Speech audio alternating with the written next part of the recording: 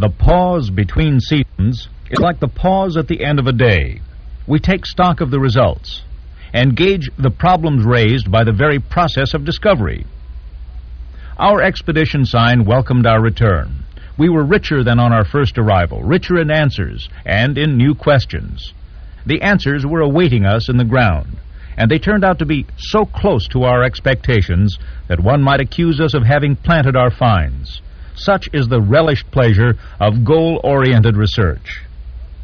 To start, where we left off last year, using solely typological correlations, we had postulated that our second millennium material from Terqa fitted chronologically between Mari, around 1800, and Nuzi, around 1500 BC. This evaluation was of considerable importance, if true, because the period between those dates was otherwise one of darkness in Near Eastern history. Our material was the first major body of evidence which appeared to illuminate the dark segment in our archaeological scheme. But it remained a conjecture. We came back looking for a confirmation, and we found it. As we were digging in the houses and streets of the kingdom of Hana, we came upon the most explicit signature which history can place on archaeological deposition: well-stratified, dated texts.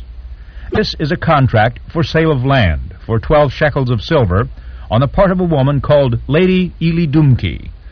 A severe penalty, 10 pounds of silver, is prescribed for breach of contract, payable to the palace.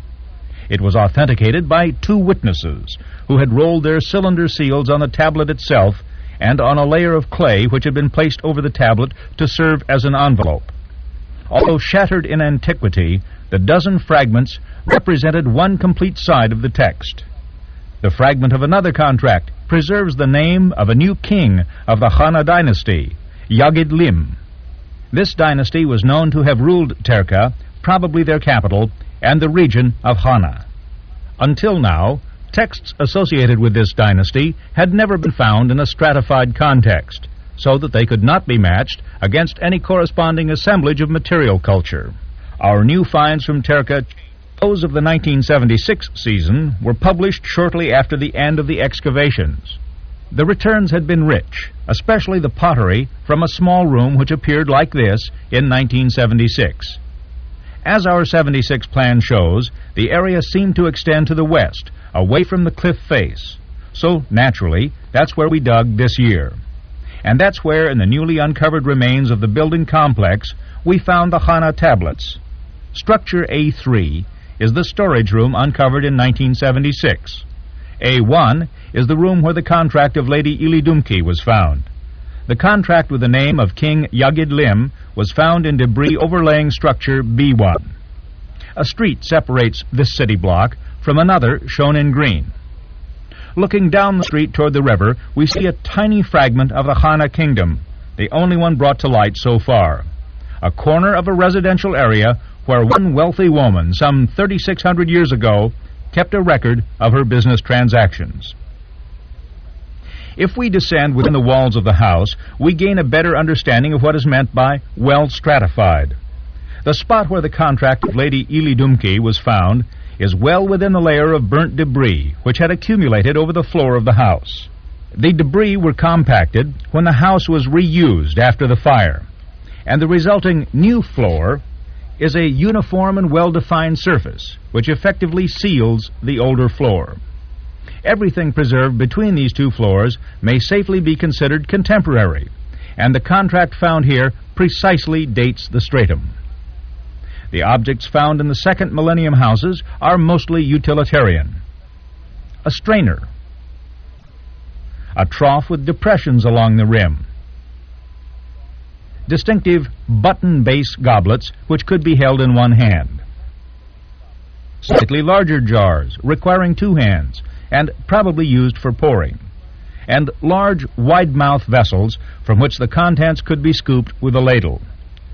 The larger jars would rest on ring-shaped stands, sometimes found tucked away in corners, with mixed collections of household items, tall jars, platters, grinding stones, together with yet another cuneiform tablet, shown here on a blue cloth. Other objects which belong to the Hana period are figurines, a woman disrobing, a quadruped, and possibly an owl. A beautiful stone grinder in granite reminds us of a piece of modern sculpture. The hole is to provide a better grip, as the heavy piece was used to crush and grind food staples. Side by side with domestic objects, we have objects of war in bronze, an arrowhead and a spearhead. Other metal objects include an axe head and a knife with a serrated edge, possibly a saw, with an antler handle. Burials at Terqa were dug next to or within residential areas. Occasionally, they intersect one another. This exposed skeleton of the modern period came to rest within inches of the Khana period burial on the lower left. This jar burial is of particular interest. When we first came upon it, we noticed two toy wheels in the shaft next to the jar. Toy wheels or weights, as might be used for a loom or a fishing net. The burial itself might provide the answer. The two jars, placed rim to rim, contained the crumbled remains of the original burial, undisturbed. There was a small offering bowl to the right, partially covered by the smaller jar, and the bone remains of a small child. The items found in the shaft were then indeed toy wheels, laid to rest next to the jars after these had been lowered into the shaft. The cloth material in which the child was wrapped survived remarkably well. It still shows the texture of the material, the details of the weaving, as in this eyelet, and the folds of the garment as it was wrapped turban-like around the head. The excavations of Khana period levels were concentrated in Area C, the residential quarter, while the infant burial was found in Area A. The second major question we came away with in 1976 concerned the nature of a monumental structure of the third millennium. Was it a temple, a palace, or the city wall? The resolution of this problem was as interesting as the question itself. How were we to proceed in order to arrive at a definitive interpretation of the remains we had been exposing? We came up with 3 lines of argumentation. First, the structural makeup as revealed by our new excavations excludes the possibility of its belonging to a single building, however monumental. Second, evidence was found of the same construction at various points along the perimeter of the tell, clearly indicating that a unitary structure surrounded the entire city. And third, the activities associated with the structure were of a type which does not support its use as either a palace or a temple. It was, therefore, a city wall. We will now illustrate these points one by one. The structural makeup can best be appreciated by viewing a schematic section. A series of floors in yellow correspond to the inhabited levels of the city. The brick mass in maroon consists of 2 building portions. The narrower and older one is 5 meters in width and was protected against flood scouring by boulders placed at the base of the wall. The addition, on the left, is 8 meters in width, and it incorporates the boulders in its foundations. The profile of a human figure on the left gives an idea of the scale.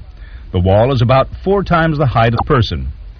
Here the scale is shown by people standing on top of the wall. From a different angle, we see the entire mass of bricks with our guard and his tent on the top of the wall. The platform in the foreground has been recently created by erosion. The foundation boulders are in evidence at the base of the wall. From close-up, we can appreciate the enormous quantity of bricks that went into building the structure. This particular segment of the wall may have been a major juncture, a corner tower perhaps. Elsewhere, too, we have found evidence of the city wall. A trench has exposed a cross-section of the wall 12 meters wide. The photographer, seen from the base of the wall, seems to be floating in space, much as an ancient defender of the wall might have looked to an attacker besieging the city from below. A thick accumulation on third millennium floors below the blue rope abuts the city wall to the right of the outstretched arm. A close-up shows the detail of the smooth upslope of the floors against the rough texture of the bricks, which have been stripped of their thick layer of plaster. Let us now look at the city wall in its relationship to the tell. A contour map reveals the steep edges of the tell, marked by the narrowing intervals between isometric lines, which define a high oval mound. The segments of the wall still extant are shown in red. The dotted line represents one possible reconstruction of the ancient wall to its full extent. Another panorama is obtained from the top of the highest point in town, the water tower, which rises from the edge of the tell. We now have Ashara below us. Moving clockwise, we see the cultivated fields, the desert terrace in the far-off distance, the Euphrates as it flows from the north, with a public building in the foreground, the main street with the souk, or market, the square and the houses sloping up behind it to the summit of the tell, and finally the city park on the edge of the tell, overlooking the fields and with the river flowing to the south. We have explored the first two clues which led us to identify the monumental structure as a city wall, its makeup, and its extent. We will now look at the third argument, the nature of the stratigraphic remains immediately adjacent to the wall. The same area was used for storage facilities, manufacturing facilities, and as a burial ground. This implies a diverse stratigraphic sequence of functions and activities which are too incompatible to have been carried out at the same time, let alone within the same enclosed building. Once again, the third clue reinforces the interpretation that the monumental structure was a city wall. We will now take a closer look at these various activity areas uncovered within and adjacent to the wall. On the river bank is where we have obtained maximum exposure of the city wall with its immediate context. Zeroing in on this context, we notice on the lower left a semicircular feature which is all that remains of a silo used for storage. To its left are the remnants of two rectangular features, probably storage bins for such staples as barley. We come now to the details of the kiln, of which only the fire chamber is preserved. Originally, it was constructed in two levels, with the fire chamber capped by an arched upper portion where the objects were placed. They rested on a grill-like platform, which allowed for the passage of air and heat. The intensity of the fire may be judged by the clay burnt green at the back wall and in one of the flues. This kiln was clearly a major feature of this part of the city, as it had been repaired and reconstructed at least 3 times. The most recent third millennium use of this area connects it with burial activities. In the 1976 season, we had found one burial next to a rock cairn, and this season we discovered an even larger burial complex, also dated about 2400 BC. A woman was laid to rest in a simple open shaft, wrapped in a straw matting of which only a few carbonized pieces have survived. She was accompanied by paraphernalia, of which offering vessels and her personal jewelry are preserved. A beautiful mother-of-pearl circlet which was recovered near her head was probably worn as a pendant necklace, a later example of which is represented in a Mari painting. 2 long pins, beads, and a ring were worn together as a fastening for a cloak-like garment. The pendant consisted of a glittering array of small beads inset in a small gypsum sphere. We have representations of this very arrangement of pieces of jewelry in Mari inlays. Both her girdle and her headgear were embroidered with dozens of beads. One exquisite luxury item she owned was an inlaid ostrich egg, found shattered, which had a pottery rim and base inlaid with triangular mother-of-pearl pieces. The burial vessels are the imitations in pottery of metal vessels and are typical of the period. Both the ways of life, then, and the ways of death have left their stamp on the stratigraphy just within the city walls. At the opposite end of town, a bronze axe head was found on the surface to remind us of that persisting dimension of human life, warfare, which has conditioned the growth of society for so long. Warfare undoubtedly was a major factor in fostering the establishment of larger urban settlements, of which Terqa is emerging as one of the earliest and best preserved examples. Urban beginnings in the Near East, in fact in the world, date to a period around 3000 BC, which is known as proto-literate or proto-historic.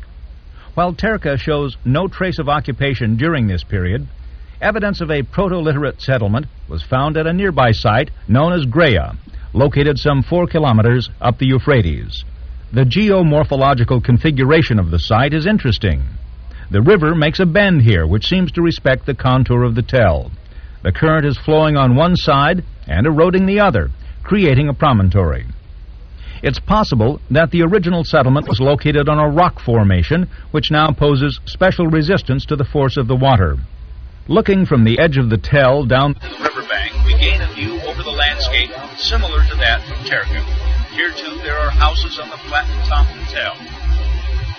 We opened a small sounding just above the level of the surrounding fields, and within the 2 meters of cultural stratigraphy which were exposed, we found an uninterrupted sequence of proto-literate materials, including sizable portions of architecture. The most typical object of this period is the so-called beveled rim bowl, vessel for rations, which we found several intact, plus several thousand fragments, even in the small area excavated. Old-made to ensure standardization of size. These vessels are one of the first indicators of an industrial approach in the incipient urban centers of Mesopotamia. These beveled rim bowls were probably used to dole out identical rations to the large crews working on public projects. Greya is one of only 3 sites in Syria to exhibit this material, and the only one to have, in addition, evidence of the prehistoric period, which immediately precedes the proto-literate, namely the Ubaid period, around 3500 BC. Thus we have an unique opportunity to complete for Syria a chronological sequence, which is important not only in itself, but also because it helps to clarify the background of Mesopotamian contacts against which the phenomenon of Ebla can best be understood. Work at Greya was undertaken within the framework of what we call the Khana Survey. We're conducting it with the support of special technical equipment, such as a portable microfiche library. The nature of the material being discovered and the scope of institutional and individual participation in the project make it possible to couple our research with a training program. Half of the staff members are students in a field school which is academically sponsored by UCLA. Thus it is that excavation techniques and laboratory analysis, plus the study of ethnography and geography, provide the opportunity for the novice as well as the veteran to assimilate not just fragments of knowledge, but rather a global view of the culture of the past.